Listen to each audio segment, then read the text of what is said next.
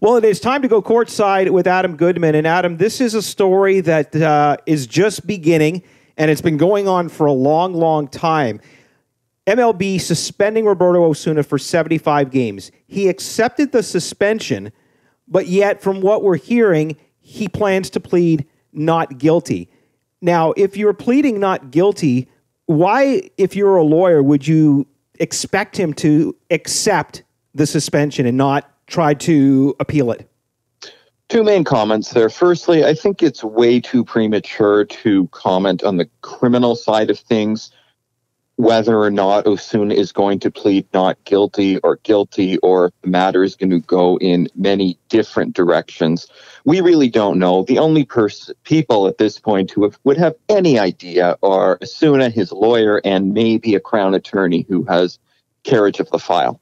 In terms of the MLB procedure, MLB proceeded with what they're allowed to do under the new domestic abuse policy. They did an investigation, and they decided that a 75-game suspension was warranted. And the policy has no minimums and no maximums for potential suspensions, and Osuna essentially accepted that. So the way I see it is he pled no contest. He said, hey, I'm going to accept the suspension, but my guess is he made absolutely no admissions in doing so. He just said, I'm accepting the suspension. I'm not going to fight it. It probably made sense from the perspective of his future playing career. It moves things along. It gives an end date to the suspension, and it gives him some finality. But in terms of how one procedure affects the other, I don't think Osuna would have made any statement to MLB. So nothing that really could be used against him by the prosecution here in Ontario. I'm totally guessing here, but that's my assumption. And certainly if this were my case, how I would have expected it to proceed, and the advice I would have given him, I would have said, keep your mouth shut, don't say a word to MLB. But the opportunity would have came about for him to accept the suspension, and it probably made sense. Him and his agent probably talked about it, how it looks for his future marketing potential, and they decided this makes sense for me right now.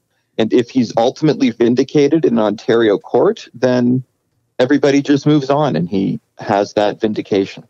Adam, part of the reason in my mind, or would part of the reason for accepting the suspension be simply to get the suspension underway and not have this stretch out longer and longer and longer?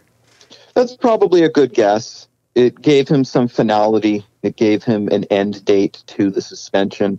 If he litigated it with MLB, who knows what they would have decided. And if he wanted to wait until after the court case was done, then it might have stretched out to being much more than 75 games anyway, because for many different reasons, the court system here in Ontario moves at a snail's pace, or frankly, even slower than that. We are hearing so much rumor, innuendo, and I wonder how much of what people are hearing in the public is actually true. Now, there is a report that it is called simple assault. If that is the case, what is it? Is it actually a thing? And does that necessarily mean that of all the possible assaults out there, his was the lowest level that you could do? There's 4 types of assault. There's just assault, which we often call assault simpliciter.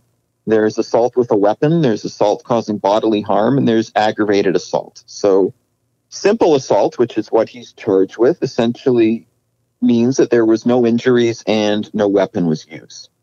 It could be very serious. It could be extremely minor, but we can presume that there was no injuries here. So we want to take that to make the assumption that it was low level, then we could do that. But certainly there could be some serious assaults that don't cause injuries. When you say no injuries, though, I mean, there were rumors of blood. Now, if somebody, has a bloody nose, that does, like, what constitutes an injury? Like, you stub your toe, is that an injury? Or is an injury, a bruise? Like, how do they decide that in the courts? Well, when laying the charge, a police officer would have made a determination of whether there's enough evidence at that point in time to lay an assault bodily harm charge.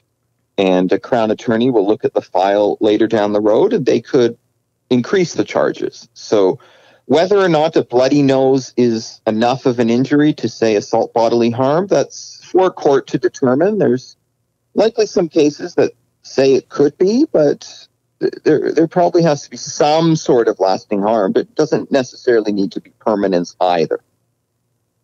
Adam, can he, once he has served his MLB suspension, so his time served with the MLB, can Osuna come back and continue his career as normal, or are they going to, is there the possibility of throwing some other administrative leave on top of this, preventing him from pitching? Where do they go from here?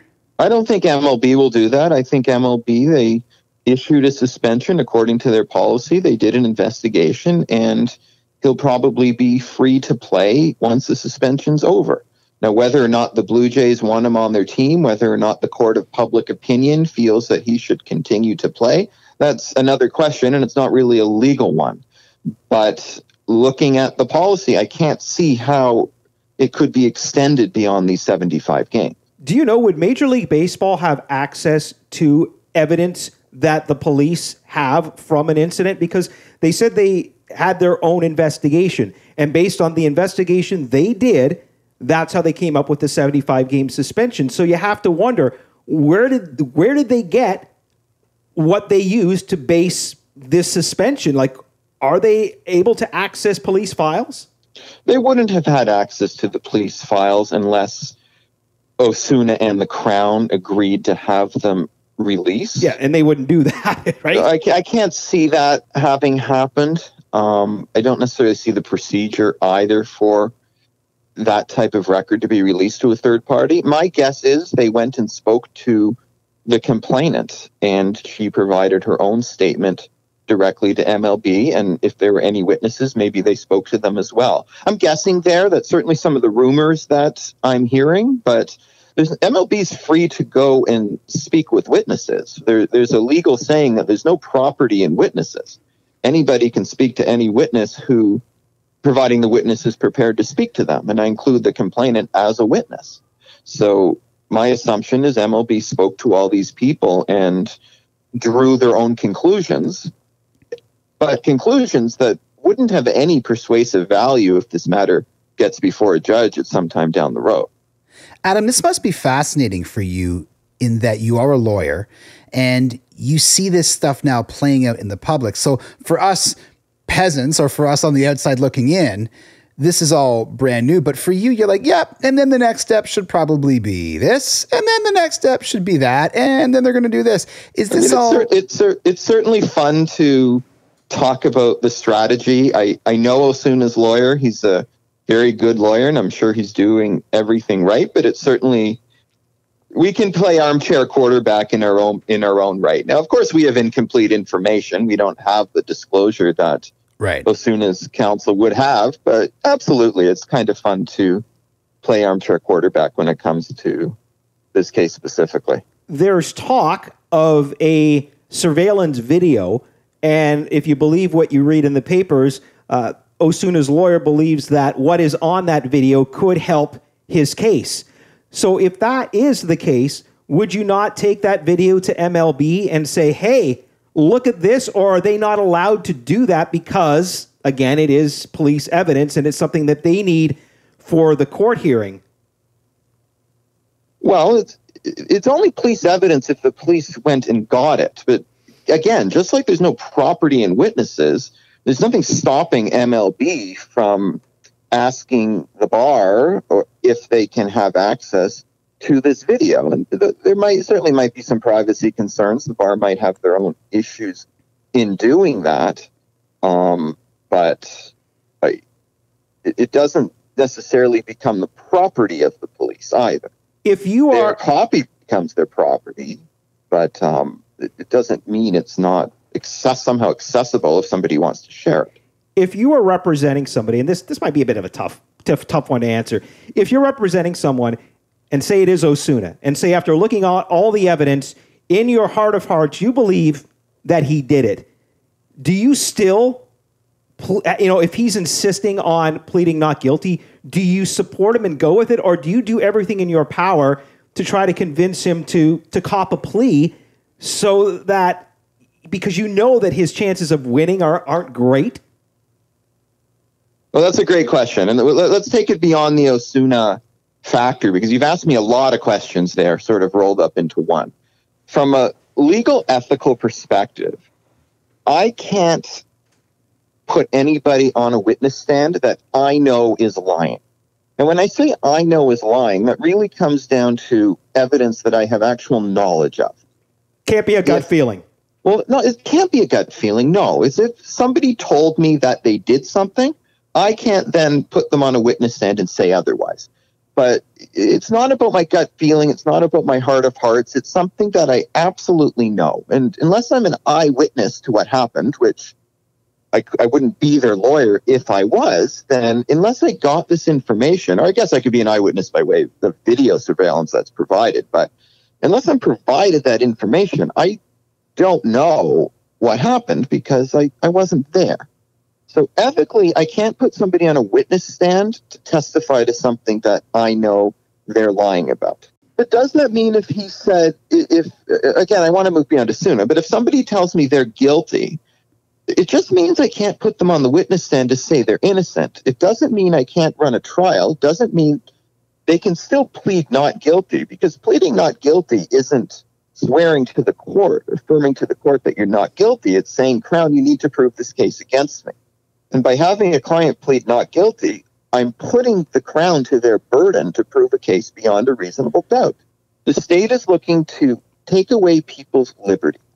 And yes, there are times where guilty people are going to be found not guilty. But if the state is going to do something like that, we better be damn sure that they get it right. And that's why there is this notion of proof beyond a reasonable doubt.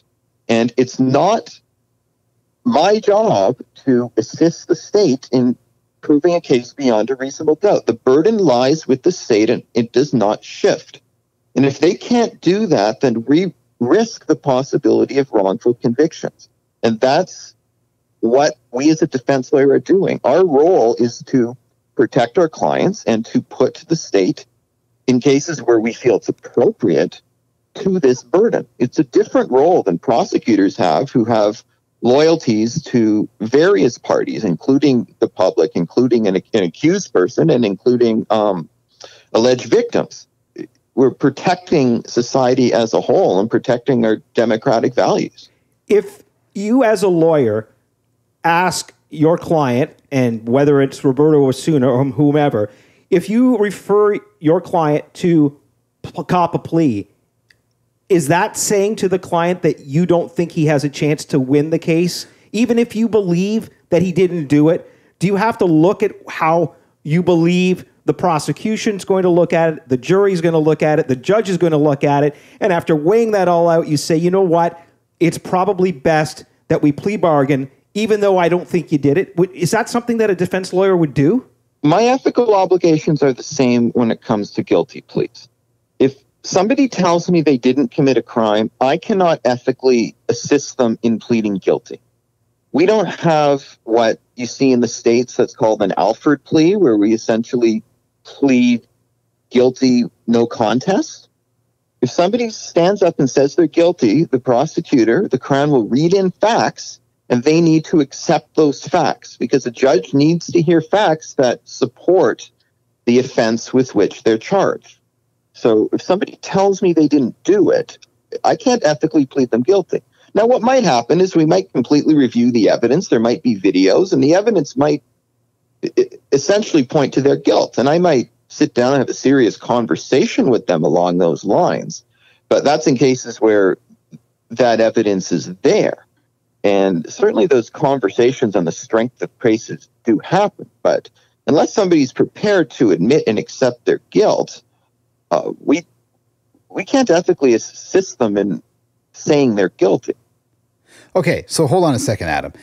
You're saying to me that you could have a client that could say to you, I'm guilty, but you can still put this person in a trial, not necessarily on a stand, and if the prosecution cannot prove this person's guilt, this person gets off, even though you know that this person's guilty? Yes. Holy because that's crap. I mean that because that's my job, gentlemen. Like it's the state's job to prove somebody guilty. We don't want people being found guilty where the proof isn't there. How often in your career, and I'm not just specifically... This is mind-blowing. I mean, not you personally, but how many times have you seen then, Adam, someone who was guilty of a crime, O.J. Simpson, somebody who's guilty as a crime, not end up serving any time because... The state can't prove that they're guilty. Exactly. I'm sure it happens. We'll leave it at that. Yeah, that's very lawyerly of you. But it's not a bad thing, though. Because wouldn't you rather that happen than people who aren't guilty being found guilty? Oh, completely. It's just, I had never thought about the concept of the fact that this person could be guilty, and because the state cannot prove the guilt, they are off. Again, have you not heard the O.J. Simpson trial? I have. Well, I guess I haven't put it together like that. Whole, yeah, that case was a long time ago, but isn't that what you want, though? When you deep down, when you think about the importance of democratic values, don't you want the state to have to meet this burden of proof? And isn't it scary otherwise, though? Well, you know what? Terrifying. You know absolutely. what? And we've seen innocent people go to jail and serve. There was that show on Netflix that followed around that guy for the longest time that was in prison for something that he didn't do. Look at Guy Paul Moran. Exactly. Yeah, Guy Paul Moran's a better example than the Making a Murderer case. Yeah, because Guy Paul Moran, there's really no doubt there. Yeah. Well, I'll tell you what, Adam. His innocence. This case hasn't even started yet, and as it does get going, I think that it is something that Blue Jay fans and really anyone out there is going to be very interested in. So would definitely like to follow up with you on this and see how it goes. I know he's got another court date coming up sometime in July, but as you say, with the slowness of the courts, it doesn't necessarily mean the trial is going to begin that soon, correct?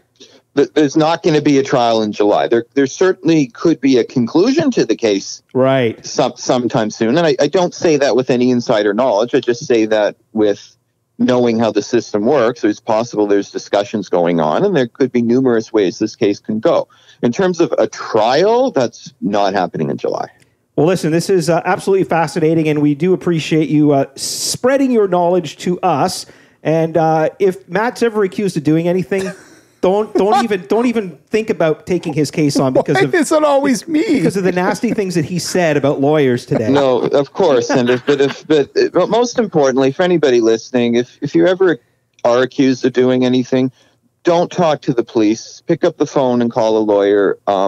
Keep your mouth shut. There's whoever it might be, but keep your mouth shut. There's really, at the time that you're arrested, there's really, or even investigated, there's really nothing you can say to the police that's going to help you. So pick up the phone, speak to a lawyer, and get the proper advice, because if you do start talking, it's really only going to work against you in the vast majority of cases. And that's why they tell you have the right to remain silent. Adam Goodman, always a pleasure. Thank you very much, sir. All right. Thanks, guys.